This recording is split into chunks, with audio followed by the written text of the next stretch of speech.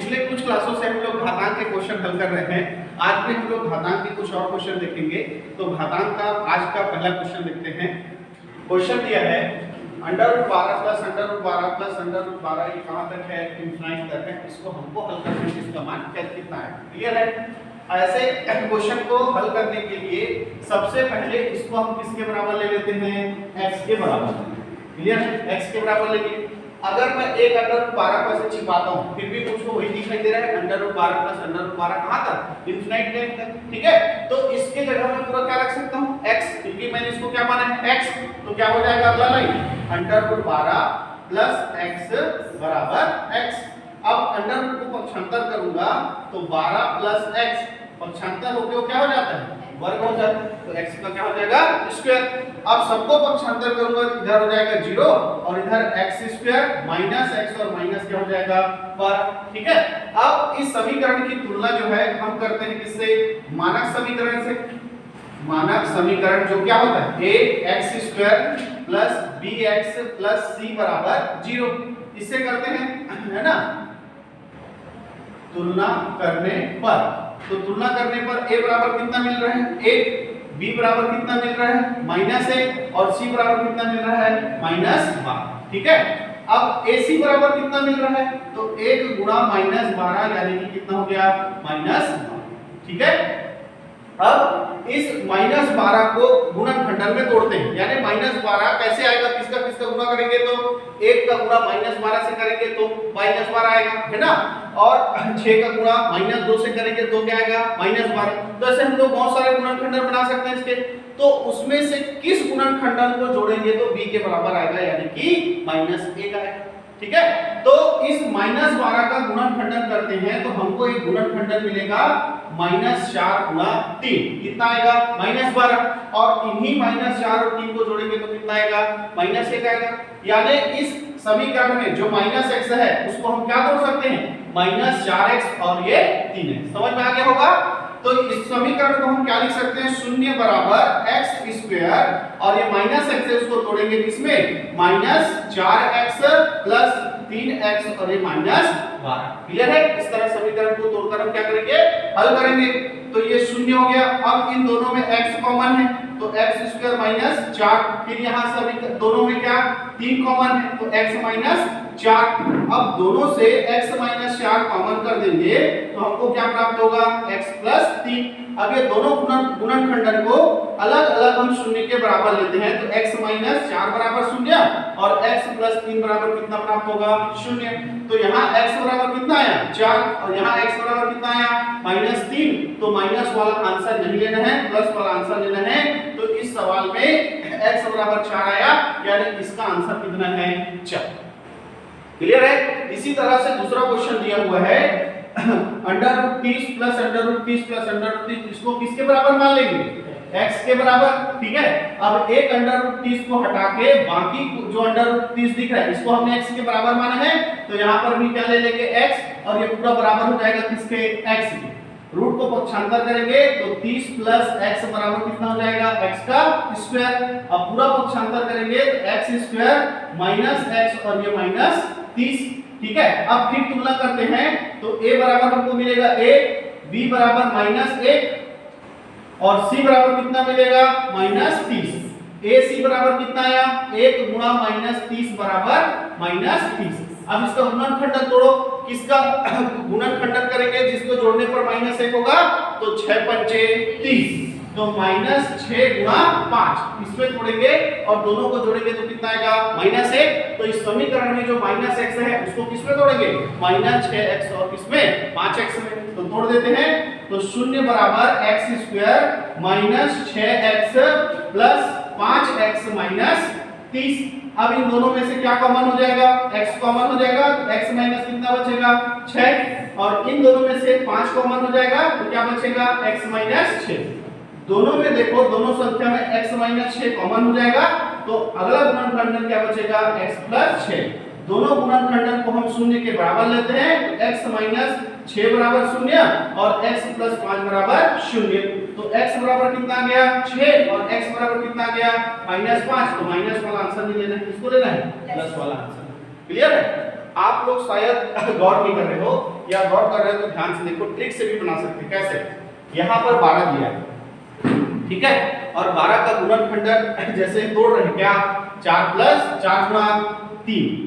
12 को कैसे तोड़ सकते हैं? 4 गुणा 3। और 30 को कैसे तोड़ सकते हैं? 5 गुणा 6। लगातार अंकों में टूटना चाहिए, है ना। जैसे कोई भी संख्या आ रही है और वो लगातार अंकों में टूट रही है, जैसे 4 और 5 लगातार है, 5 और 6 लगातार है, तो जो बड़ी संख्या है वही क्या हो रहा है? आंसर। जो बड़ी संख्या वो क्या हो रहा है? आंसर। क्लियर है?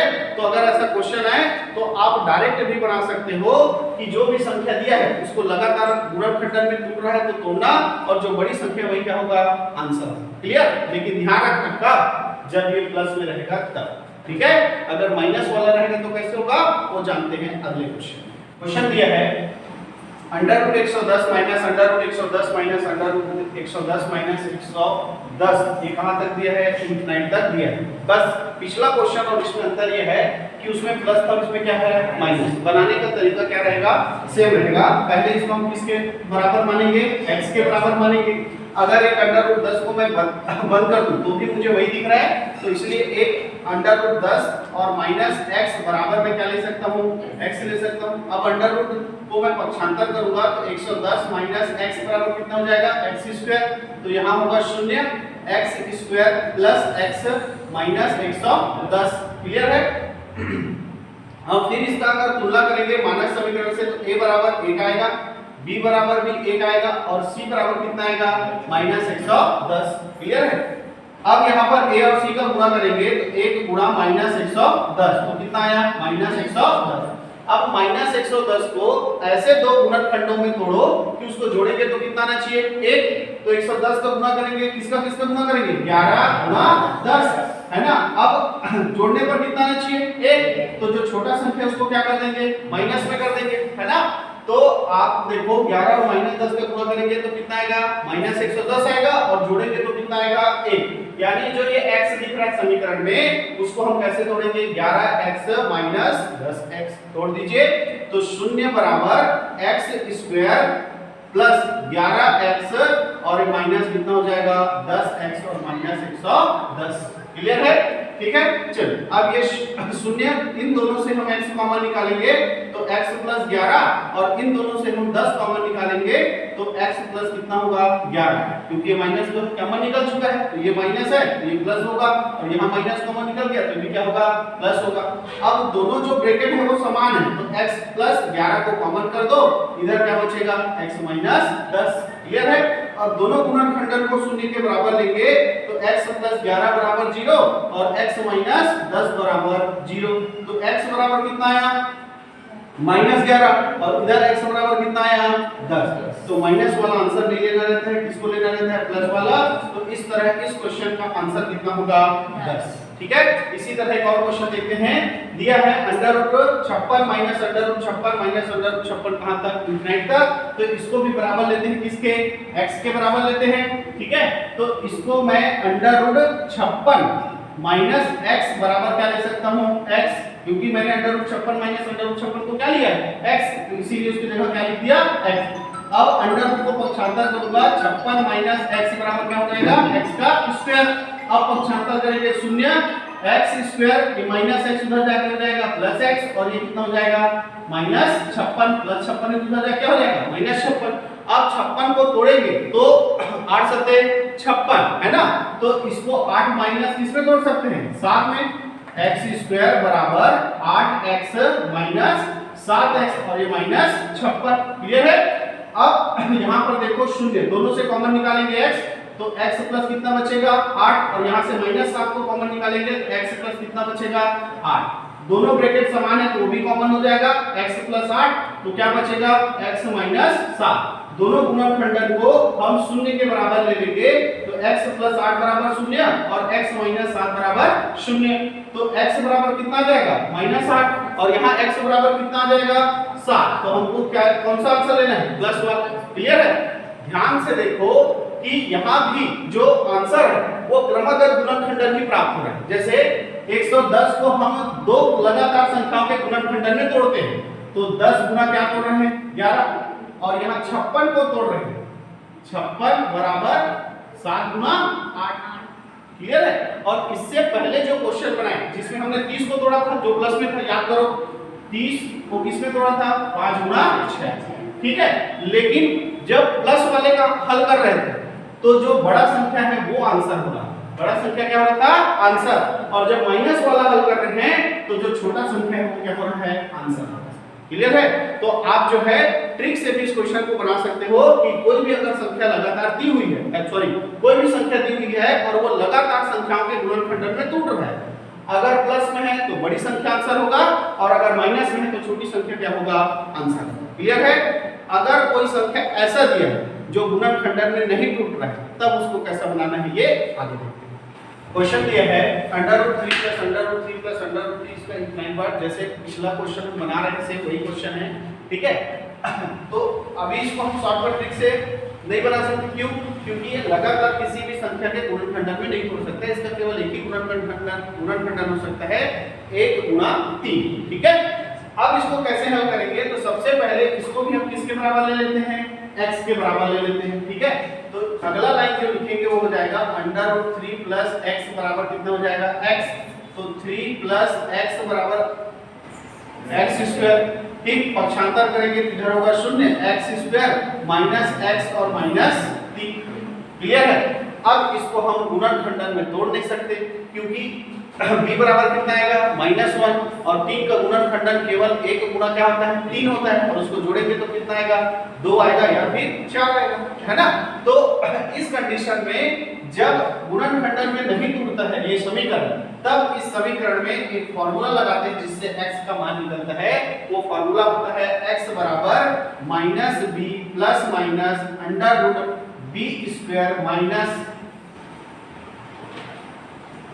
AC b² माइनस 4AC/2a, ये होता है फार्मूला। क्लियर है। x बराबर क्या होता है, -b + √b² माइनस 4AC/2a। यहाँ पर इस समीकरण की तुलना मानक समीकरण ax² + bx + c बराबर 0 से करेंगे तो a बराबर कितना मिलेगा, 1, b बराबर कितना मिलेगा, -1 और c बराबर कितना मिलेगा, -1। तो a b c का मान मिल गया। यहाँ पर मान रखेंगे जो x का मान आएगा वही इस क्वेश्चन का क्या होगा, आंसर। क्लियर है। तो मान रखते हैं तो यहाँ पर पहले से माइनस है और b का मान कितना है, -1 प्लस माइनस अंडर b का मान कितना है, -1 का स्क्वायर -4, a का मान कितना है, 1 और c का मान कितना है, -1 और बराबर बटन में कितना आ जाएगा, 2 ×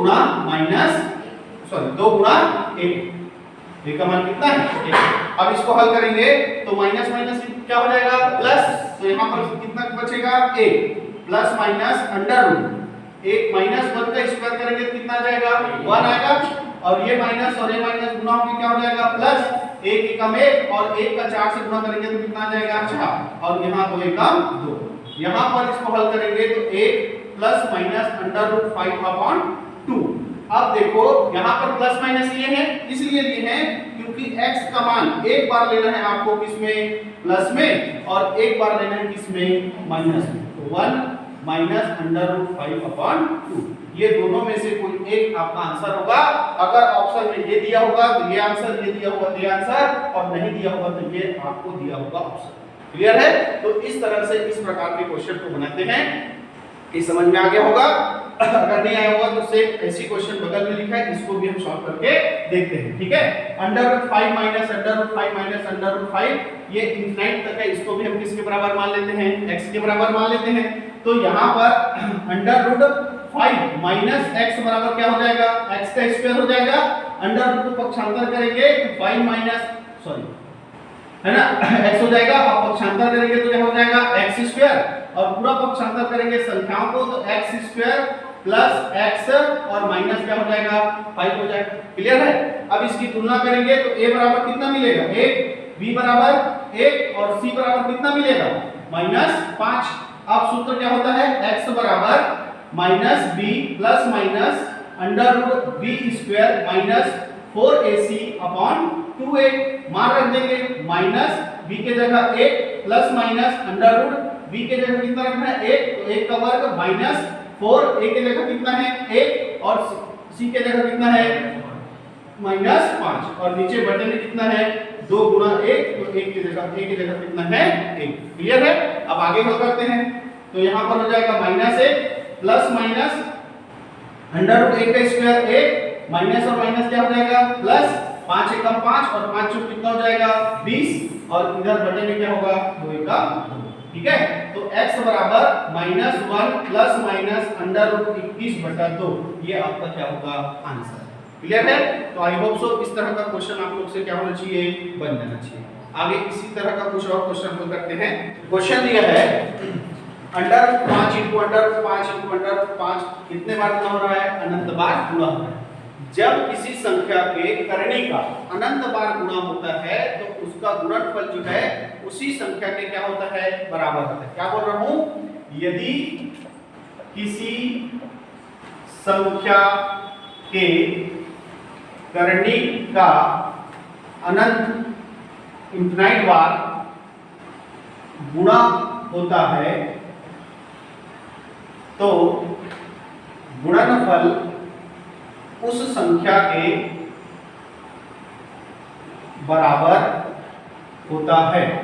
ठीक है, तो इसका आंसर √5 * √5 * √5 * √5 कितने बार गुणा हो रहा है अनंत बार गुणा हो रहा है। तो 5 के करनी का अनंत बार गुणा हो रहा है तो इसका गुणनफल किसके बराबर होगा 5 के बराबर होगा। तो इस तरह इस क्वेश्चन का आंसर कितना आएगा 5। ठीक है, तो करनी के अंदर जब संख्या का अनंत बार गुणा होता है तो उसी संख्या का जो गुणनफल है उसी संख्या के क्या होता है बराबर। क्लियर है? लेकिन अगला क्वेश्चन देख रहे हैं, इसमें करनी 5 का केवल कितने बार गुणा हुआ है 4 बार गुणा हुआ है, यानी इसमें अनंत बार गुणा हो रहा है और इसमें केवल कितने बार 4 बार, यानी निश्चित टाइम गुणा होता है। तो जब किसी करनी संख्या का निश्चित टाइम गुणा होता है तब उसका आंसर कैसे होता है, जिस संख्या के करनी का गुणा हो रहा है उस संख्या को लेते हैं कहां आधार। क्लियर है? और जितनी बार करनी रहता है उतनी बार हम 2 का क्या करते हैं गुणा। तो 2 का गुणा 1 2 3 4 2 का ही गुणा करना है। करनी चाहे 4 बार हो 5 बार हो 6 बार हो उससे फर्क नहीं पड़ेगा, जितनी बार है उतने बार ही हमको किसका गुणा करना है 2 का। 3 का गुणा 4 का गुणा नहीं, सिर्फ 3 का गुणा करना है 2 का गुणा करना है। तो 1 2 3 4 बार है तो 2 का कितने बार गुणा 4 बार गुणा -1 और बटे में भी 2 का उतने बार गुणा जितने बार क्या है करनी। क्लियर है? तो जिस संख्या की करनी का गुणा हो रहा है उसको आधार में लेना है और घात में क्या लगाना है 2 का उतने बार गुणा जितने बार करनी है -1/2 का उतने बार गुणा जितने बार करनी है। ठीक है, चलिए तो आगे इसको हल करेंगे। तो 5 का घात इसको 2 का 4 बार गुणा करेंगे तो 16 -1 बटा कितना हो जाएगा 16, तो इसका आंसर आएगा 5 का घात 15/16। क्लियर है? इसी तरह के 2 क्वेश्चन और दिए गए हैं। जैसे हमने पहला क्वेश्चन ये वाला सॉल्व किया, सेम वैसे ये क्वेश्चन है। यहाँ भी करनी 11 का अनंत बार गुणा हो रहा है तो इस क्वेश्चन का आंसर कितना आएगा 11 ही आएगा। क्लियर है? और यहाँ पर देखो 6 करनी 6 का कितने बार गुणा हो रहा है 3 बार, तो 6 का गुणा हो रहा है इसलिए आधार में क्या लेंगे 6 और कितने बार करनी है 3 बार करनी है तो इसलिए 2 का पहले कितने बार गुणा करेंगे 3 बार गुणा करेंगे, फिर -1 और बटे में भी कितने बार गुणा करेंगे 2 का 3 बार गुणा करेंगे। क्लियर है? तो 6 का घात 8 - 1/8 तो 6 का घात 7/8 इस क्वेश्चन का क्या होगा आंसर। क्लियर है? तो घातांक का क्वेश्चन आज इतना ही करते हैं, कल आगे और क्वेश्चन के साथ मिलेंगे। आज के लिए इतना ही।